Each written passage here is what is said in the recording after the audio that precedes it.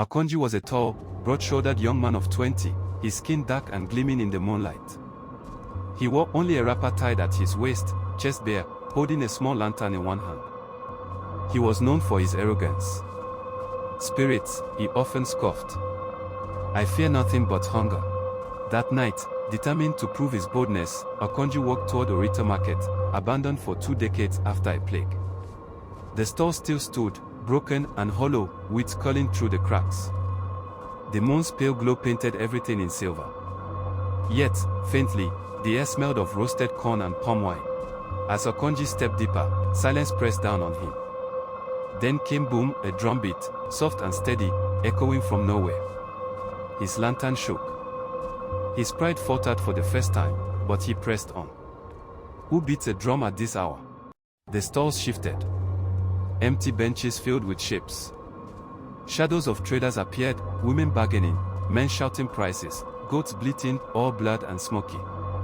Akonji blinked, but the vision remained. Orita Market was alive. Through the mist, a woman emerged. She was tall, wrapped in flowing red cloth, her face hidden under a long veil. She raised one hand, beckoning. Her voice, sweet and cold, carried across the market, "Fine boy Akonji, come and buy."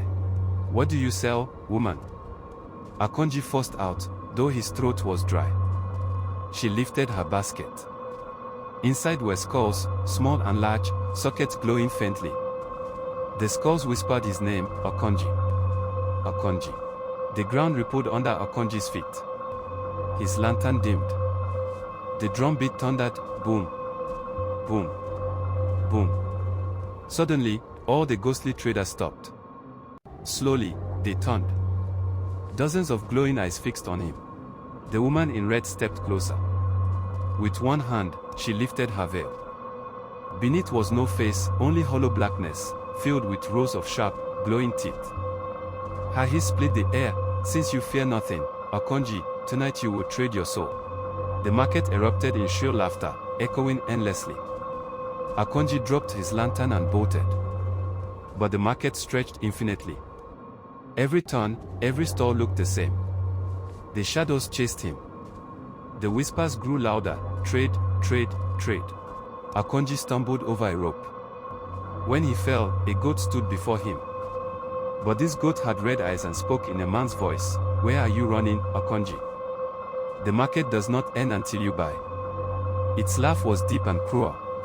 Beyond the goat, Akonji saw it, the great drum, taller than a man, beating itself with invisible hands. Each strike shook the ground. Each strike made the shadows laugh louder. The market shadows pressed closer, whispering, laughing, chanting. Akonji's breath quickened. The woman in red appeared again, her teeth gleaming. She held out a skull and hissed, "Trade your soul, Akonji. It is the only price we take." Akonji turned and ran once more, though his legs ached. But the market twisted, every stall he passed repeated itself. The laughter followed. The whispers grew so loud they became screams, "Trade! Trade! Trade!" His chest burned, his lantern long gone. The market swallowed him. And just as he fell to his knees, the drum struck one final time. Boom. The whispers went silent. The woman in red bent close, her teeth inches from his ear, and whispered, "Now, it is you who will sell."